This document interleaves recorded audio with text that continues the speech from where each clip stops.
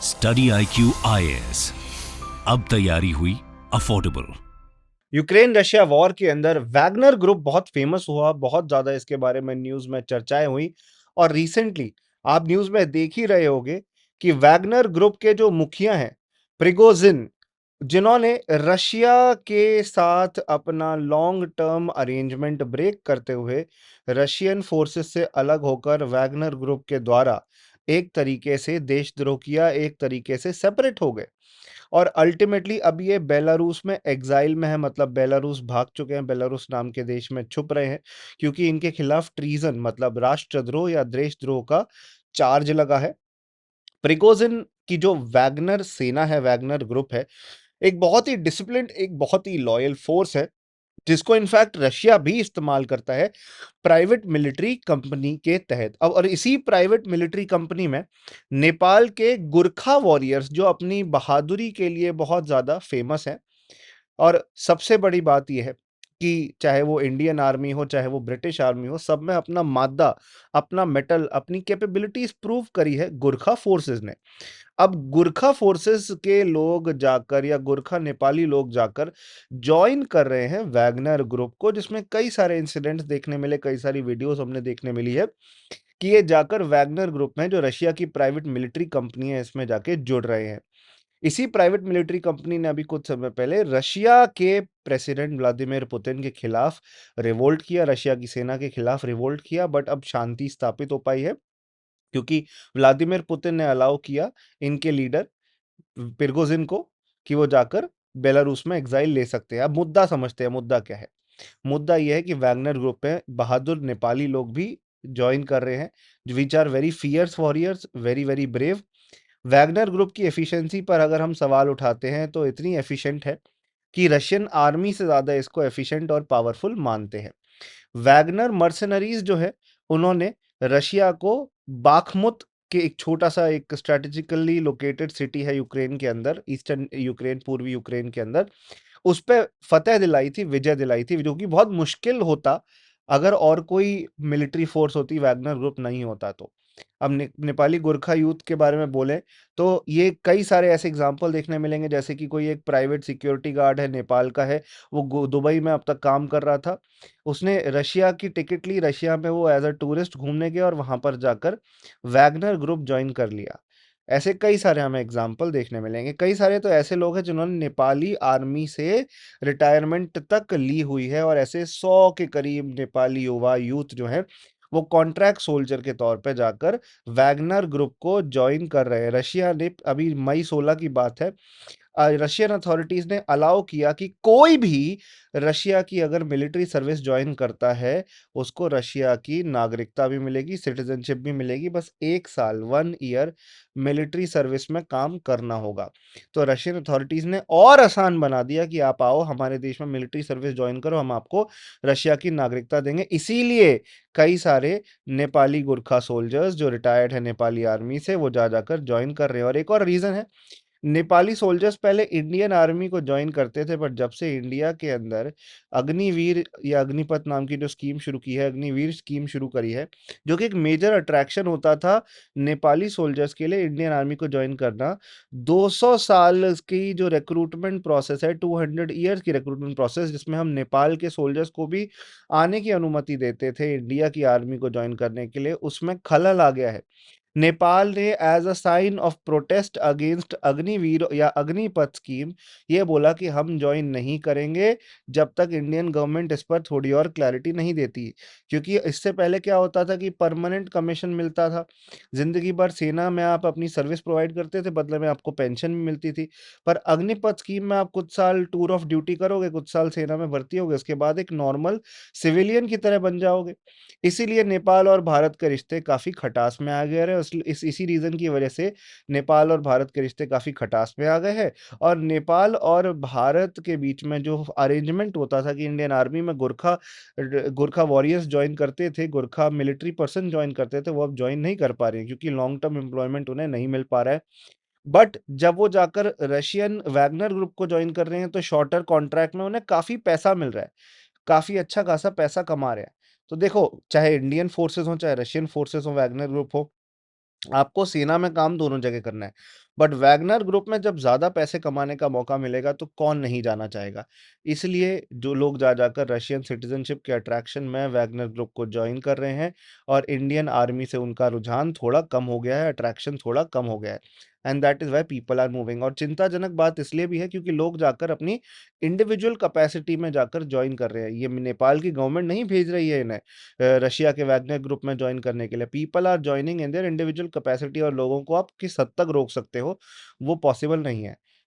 इसी रीज़न की वजह से कई सारी हमें वीडियोज़ देखने मिली है नेपाली यूथ की जो कि रशिया के अंदर वैगनर ग्रुप के साथ, फोर्सेस के साथ, स्पेशल फोर्सेस के साथ ट्रेनिंग ले रहे हैं। ये मैंने आपको दुबई वाला एग्जांपल बताया कि दुबई का सिक्योरिटी गार्ड रशिया के अंदर एक टूरिस्ट के तौर पे गए, वहाँ पे जाके रशियन रिक्रूटमेंट सेंटर में आर्मी जॉइन कर ली और जिससे उन्हें अच्छा खासा पैसा मिलेगा, रशिया में रहने की फैसिलिटी मिलेगी एंड इस अट्रैक्शन की वजह से लोग जा जाकर जॉइन कर रहे हैं। पहले रशिया रशियन प्रोफिशिएंसी टेस्ट लेता था जिसमें रशियन भाषा जानने वाले लोगों को ही रिक्रूट करता था अपनी सेना में, बट अब वो चाहे आपको रशियन भाषा आती हो, नहीं आती हो, कोई बात नहीं, आप जॉइन कर सकते हो, चाहे फॉरेनर हो, आप जॉइन कर सकते हो रशिया की मिलिट्री फोर्सेस। इनफैक्ट रशिया तो जब से यूक्रेन वॉर शुरू हुई है, अलग-अलग देशों से बोल रहा है कि आओ और हमारे वैगनर मर्सिनरी फोर्स को, मर्सिनरी मतलब जो लड़ाके होते हैं, जो हमलावर होते हैं, जो मिलिट्री ट्रेनिंग लेके बैठे होते हैं, जो दूसरे देशों पे हमला करते हैं। तो वैगनर मर्सिनरीज को ट्रेनिंग भी दी जा रही है, कई वीडियोज़ हमें देखने मिली है। इर्रेगुलर आर्मी रिक्रूटमेंट मतलब आर्मी जैसी फोर्सेस बनाई जा रही हैं आर्मी के बाहर से प्राइवेट मार्केट से हायर करके, जिसमें कई सारे ऐसे लोग हैं जो कि जेल जा चुके हैं, जो कि कैदी हैं, जो कि कॉन्विक्ट्स हैं, कई सारे फॉरेन नेशनल हैं जो कि रशिया के भी नहीं हैं, रशियन सिटीजन भी नहीं है, फिर भी वो रशिया की फोर्सेस को ज्वाइन कर रहे हैं, वैगनर फोर्सेस को ज्वाइन कर रहे हैं।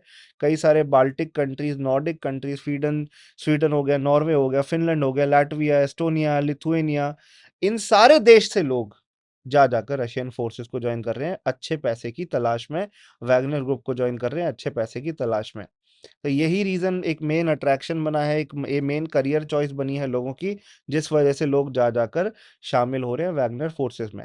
अब नेपाली गुरखा तो पहले आपको देखने मिलेगा, they were part of the British army, British forces का पार्ट रहे हैं, इंडियन आर्मी का फोर्स पार्ट रहे हैं। फ्रेंच भी इनको अपने साथ जोड़ना चाहते थे, सिंगापुर ने भी पहले इनको रिक्रूट किया है, इंडिया में तो होते ही थे। तो नेपाली गुरखास की डिमांड बहुत ज़्यादा है ग्लोबल लेवल के, क्योंकि बहुत बहादुर वॉरियर है जैसा मैंने कहा इनके बारे में। इसी वजह से इनकी डिमांड तो कम हो ही नहीं रही है। There were reports of Nepali youth joining the Ukraine army to fight against Russia also. कई सारी नेपाली गुरखाओं ने यूक्रेन की आर्मी में भी ज्वाइन किया रशियन फोर्सेस के खिलाफ लड़ने के लिए। ये भी आपको वीडियोस देखने मिली हैं। और इतना हमें देखने मिलता है कि वैगनर ग्रुप में ईमानदारी, लॉयल्टी और यूनिटी के लिए अपने ये मेंबर्स के बीच में बहुत प्रसिद्ध है, जानी जाती है।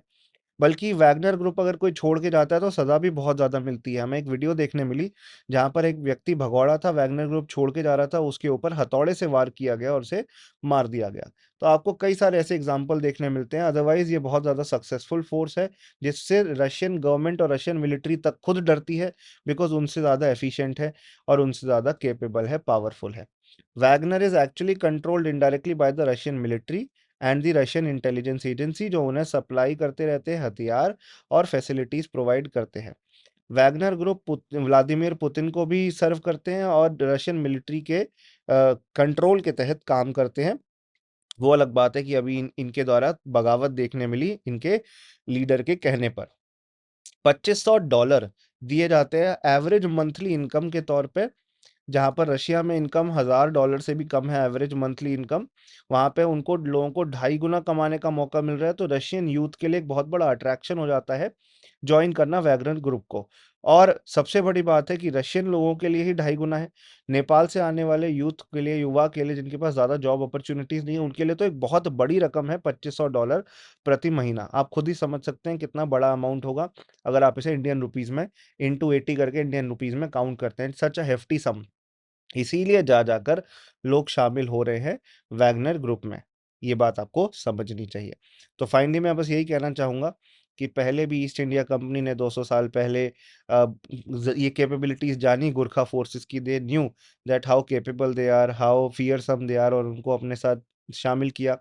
कई सारे दुनिया भर के वॉर्स के अंदर, चाहे इराक के अंदर आप देखें, चाहे अफ़गानिस्तान के अंदर देखें, प्राइवेट मिलिट्रीज बढ़ती जा रही हैं, प्राइवेट मिलिट्री कंपनीज और मर्सनरीज बढ़ती जा रही हैं। एक्सपेंडेबल्स नाम की तो इनफैक्ट एक मूवी भी आई थी जिसमें दिखाया गया कि कैसे प्राइवेट मिलिट्रीज दुनिया में अलग अलग देशों में जाकर अलग अलग सरकार के द्वारा हायर होके लड़ती हैं। जैसे एक ब्लैक वाटर नाम की प्राइवेट मिलिट्री कंपनी है, वैगनर ग्रुप हो गई। So these are the examples कि कैसे दुनिया के अंदर प्राइवेट मिलिट्री का संख्या ग्रो हो रहा है। फाइनली बस मैं ये कहना चाहूंगा कि यूक्रेन रशिया के बीच में जल्दी से जल्दी शांति स्टैब्लिश हो, ये मेरी उम्मीद है, ये मेरी एक्सपेक्टेशन है, और हम लोग भी यही चाहेंगे कि जल्दी से जल्दी पीस एस्टैब्लिश हो। आप मेरी इस क्लास की पीडीएफ डाउनलोड कर सकते हैं। Vasu Katara study IQ Telegram group है, अचीव यूपीएससी के नाम से। वसु डॉट कटारा इंस्टाग्राम की आईडी है मेरी, wasu.katara@studyIQ.com ईमेल आईडी है मेरी। उसके साथ साथ bilingual batches, pure English batches and pure Hindi batches available हैं, जहाँ पे लाइव क्लासेस, उनकी रिकॉर्डिंग्स मिलती है, बुक्स मिलती हैं स्टडी IQ की बेस्ट क्वालिटी की, prelims test series, mains test series, daily answer writing practice program, mentorship, everything whatever is required for UPSC preparation, पूरा इकोसिस्टम मिलता है। आप बस एडमिशन लेते टाइम वसू live admission discount code use करिएगा, जिसमें आपको मैक्सिमम डिस्काउंट और मेरी पर्सनलाइज गाइडेंस भी मिल जाएंगी। शाम 6 बजे 2.5 से 3 घंटे की क्लास होती है डेली। 30 जून का एडमिशन बंद होने जा रहा है, 2 दिन ही बचे हैं आपके पास, तो एज सुन एज पॉसिबल इसमें आप एडमिशन ले लीजिएगा। ऐसे ही 2025 बैच के ऑप्शनल बैच हो गया, optional subjects, 8 optional subjects available हैं, इनके बैचेस 2025 बैच और एनसीईआरटी बैच अवेलेबल है। आप जिस भी कोर्स में एडमिशन लेना चाहें स्टडी IQ के, प्लीज वसू live admission discount code use करके मैक्सिमम डिस्काउंट प्राप्त करिएगा। इस सेशन को देखने के लिए आपका बहुत बहुत शुक्रिया। जय हिंद, जय भारत। स्टडी IQ IAS, अब तैयारी हुई अफोर्डेबल।